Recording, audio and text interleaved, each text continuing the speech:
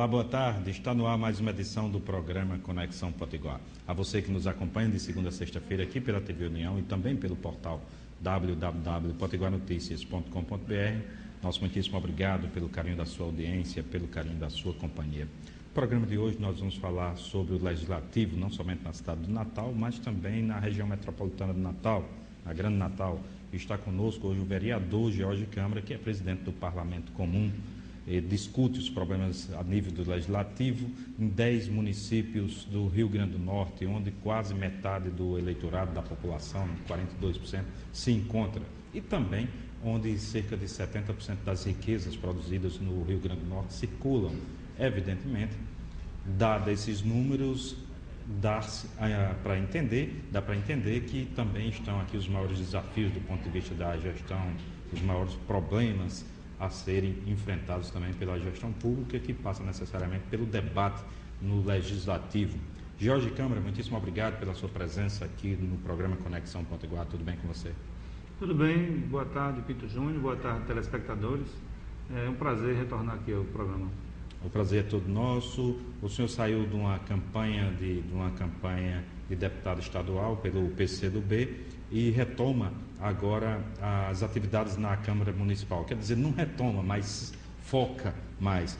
E o senhor volta com propondo uma lei, uma lei onde coloca ou obriga que a imagem do gestor público seja separada da questão institucional. Eu queria que o senhor explicasse melhor como é que essa lei que o senhor propôs recentemente na Câmara Municipal. Na verdade, a Câmara Municipal de Natal aprovou na sessão de ontem, já em segunda discussão definitiva, né, a nível do Legislativo, aprovou por unanimidade essa lei, esse projeto de lei, que visa chamar a atenção para o cumprimento do que estabelece a Constituição. Os atos da administração pública, eles são revestidos, né? Eles se revestem da obediência a alguns princípios, né? O princípio da impessoalidade, o princípio da moralidade, o princípio da publicidade. Então, o artigo 37 da Constituição Federal estabelece isso. E nós, assim, é muito comum no nosso estado, né? Não só no estado, mas em vários municípios, né? Está incorporada à nossa cultura, infelizmente, né? Uma prática pouco republicana, está mais para monárquica do que para republicana. Que é às vezes a sociedade não sabe o hino de Natal, não sabe o hino do Rio Grande do Norte, mas sabe o símbolo daquele gestor que passou 8 meses no governo, que passou 4 anos no governo, que passou 8 anos no governo, enfim. Então, muitas vezes a propaganda oficial que é gasta com dinheiro público, ela está focada no culto à personalidade, na propaganda autopromocional, que é uma coisa absolutamente inconstitucional e ilegal, né? Então, a Câmara de Natal, a exemplo do que nós fizemos aprovando o fim da reeleição, dá um passo no sentido de tornar mais republicano o exercício do poder. É uma forma de fiscalizar o poder executivo. Então, o que acontece? As pessoas precisam saber que a propaganda oficial é uma necessidade da institucionalidade, mas o gestor não pode exorbitar com isso. Natal já gasta muito dinheiro com propaganda, né? Natal está previsto esse ano de 2010, 13,7 milhões de reais, é quase o dobro, né, dos valores assim, aceitáveis, né, ano a ano, incorporado aí, que já é um valor alto, né, da metade disso, né, 6,5, 7 milhões por ano, mas aí quase 14 milhões gastos, né, pelo Poder Executivo com propaganda. E essa propaganda muitas vezes ela é focada não no hino de Natal, né, mas nas cores da gestora. Pintar a cidade da cor do novo gestor custa dinheiro, né? E é feito muitas vezes focando no culto à personalidade. Então nós estamos corrigindo isso e ao mesmo tempo estimulando a você aumentar o grau de pertencimento das pessoas com a cidade e vice-versa, né? Nas cidades do interior é muito comum a gente ver isso, digamos, o gestor da bandeira vermelha de amarelo, de verde, de azul, de vermelho. Da bandeira vermelha sai, aí entra da bandeira verde. Então, amarelo, pinta azul, pinta a prefeitura, as secretarias, todas com a cor daquele partido. Quer dizer, de certa forma, você está sugerindo ali que não é de todos, que é de um partido, né? Fica então, algo no ar. Assim. Esse projeto de lei visa justamente fazer esse alerta à sociedade. Porque também não é só convencer o gestor, a sociedade precisa saber que é um direito dela, né, que a aplicação dos recursos públicos seja feita de forma republicana e não de forma a beneficiar esse ou aquele gestor, esse ou aquele servidor. Você que é um vereador que discute com as comunidades o problema da cidade, eu encontro você às vezes debatendo também nas câmaras municipais, junto às instituições e junto às pessoas comuns. Eu queria lhe perguntar, Jorge Câmara, as pessoas, como a sociedade, ela está preocupada com isso ou não está nem aí? Tá, na medida em que você constata, por exemplo, tem uma ação do Ministério Público tirando R$1 milhão de publicidade para destacar para o atendimento ao serviço de saúde. Olha, na medida em que às vezes o remédio que falta, ou o pagamento de um salário digno para o servidor, ou uma abertura de unidade de saúde em tempo integral, um diferencial no atendimento, na cobertura do serviço de saúde, ou na educação, ou na oferta de serviços em outras áreas, né? A infraestrutura urbana, às vezes falta dinheiro e é utilizado e é canalizado para uma questão como essa. Então, eu acho que, na medida em que a sociedade vai identificando que a efetividade nos serviços depende também da alocação dos recursos, eu acho que tem esse sentido e as pessoas começam a se preocupar mais, né? Porque quando você se aproxima ou está na casa de 1 milhão de pessoas numa cidade, hoje na região metropolitana, está fechando pelo censo de 2010, né?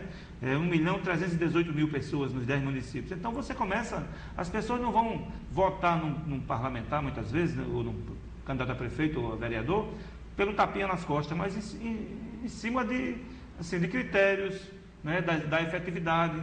O serviço de transporte ele atende. Então o gestor às vezes se desgasta porque, mesmo dando tapinha nas costas, não consegue dar efetividade na cobertura dos serviços essenciais ao funcionamento, né, de um centro urbano, de uma região metropolitana, enfim. Então esse é um fator que vai, né, se incorporando mais ao inconsciente das pessoas, à cultura das pessoas, e a cobrança às vezes acontece muitas vezes em função disso. Você vota no gestor, você vota de forma independente. Isso, evidentemente, quando a população tem um grau de independência, né, que não depende também de vínculos materiais, de emprego, enfim. Né, é um contexto em que você vai, assim, na medida que você tem uma independência econômica, você tem independência política. E também você tem uma independência cultural. De opinião, né, de opinião, inclusive. De opinião, de pensar livremente, de expressar suas opiniões. O senhor debate bastante essa questão da Grande Natal. Eu lhe pergunto, os prefeitos da região metropolitana de Natal e até os parlamentares, eles têm essa consciência de que não dá mais para resolver ou se concentrar de forma unicamente municipalista, somente dentro dos limites geográficos do seu município? Eles têm essa visão, esse olhar metropolitano também? Olha, nos estudos que foram elaborados coordenados pela professora Tânia Bacelar e pela professora Livramento, aqui da Clementina, da UFRN, né?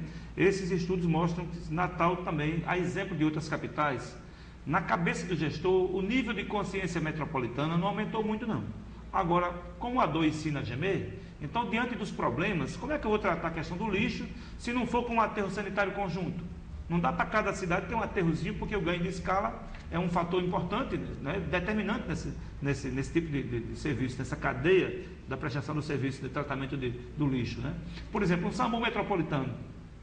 O prefeito prefere a ambulância terapia, o cara de madrugada batendo na porta dele ou do secretário de saúde, ou prefere que tenha a cobertura de um serviço de natureza pública, de maneira pública, republicana. Né? Então, como a dor ensina a gemer, a efetividade, né, da solução dos problemas passa muitas vezes por ações compartilhadas. Daí, ao praticar essas ações, você vai vendo que é inevitável avançar para uma gestão compartilhada. Não é perder poder, pelo contrário. Delegar poderes, compartilhar poder, é uma saída que vai se mostrando muito mais. Não é porque o cara virou doutor em região metropolitana, em compartilhar poder. É porque você virou doutor em enfrentar problemas. E esse problema passa muitas vezes por ações conjuntas. Mas ainda não é a mentalidade que está avançando, é a prática cotidiana das pessoas. Os problemas colocados passam a exigir soluções que a vida vai provando que tem que ser compartilhada. E os prefeitos se dispõem aí para esse debate? Eu acho que aí tem a gestão estadual que precisa fazer voltar a funcionar o Conselho de Desenvolvimento Metropolitano de Natal, que se reuniu poucas vezes, né?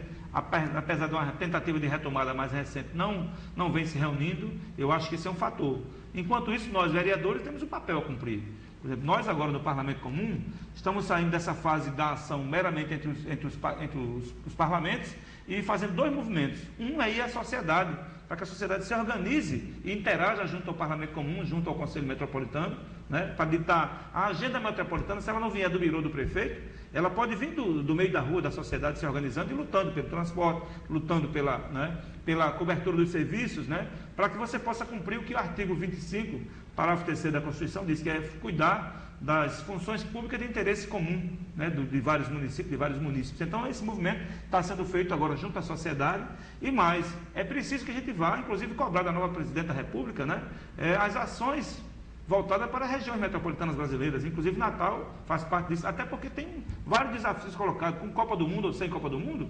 Nós temos que estar fechando alguns anos aí daqui para frente com 100% das regiões metropolitanas brasileiras saneadas, né, cobertura do déficit habitacional, oferta desses serviços, né, para que a gente possa saldar essa dívida social. Então, esse movimento ele respinga nos gestores federais, no Congresso Nacional, nos ministérios, no governo central, mas ele parte da sociedade. Então, eu acho que o vereador pode contribuir nessa intermediação, porque está legitimado pelo voto, para fazer essa interlocução, priorizando, estimular a ação da sociedade.